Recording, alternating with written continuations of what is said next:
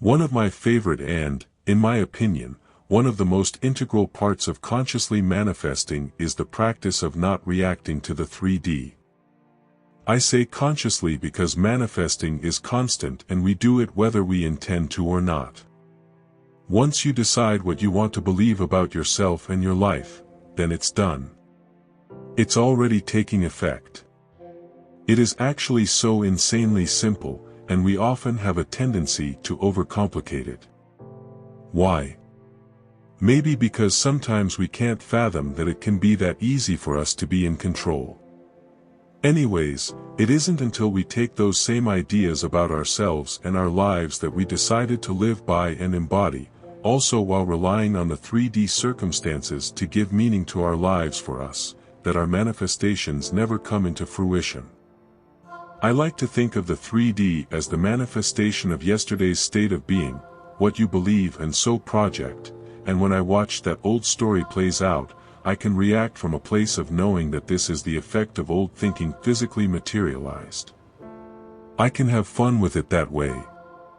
I can assume that tomorrow will be even more aligned with my desires just as long as I'm consciously thinking and non-reacting today. The thing I've learned is that every circumstance in your life is neutral until you decide what it means for you and how you're going to act in response to it.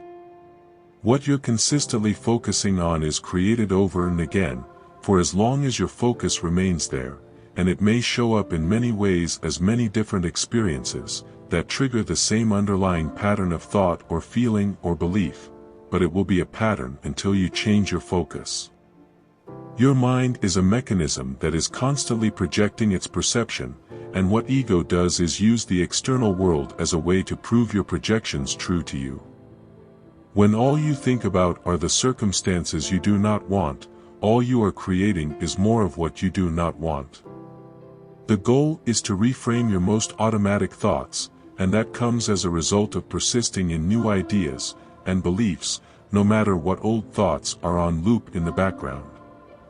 Like I said, until you decide what any one thing means to you, it has zero ability to impact you in a real way. The way you give meaning to experiences is the way you experience them. Give your meaning to the thoughts you want to think, and learn not to feed into the rest. How you give meaning to thoughts and feelings is what makes a difference, not thoughts and feelings themselves. You change your reaction, you immediately change who you are. You change who you are, you immediately change your life.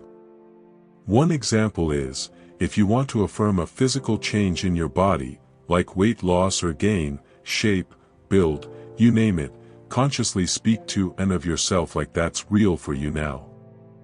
And when you decide that for yourself, do not go back and look in the mirror complaining about how it's not changed or how you look like the opposite of what you want. No, the good thing is though, is that if you do that, which we all do sometimes, all it takes is trying again. Your 3D is not actually real in the sense that what's happening now is only a representation of your old state of being translated physically. Use that to your advantage. Why would you react to anything that isn't what you desire? If you know that the old story must die out first. The more you hold those desired stories and outcomes in your mind consciously and act accordingly, the faster and easier the 3D changes. It has to, is the way it works. I hope you liked this video. Subscribe for more such videos. Thanks for watching.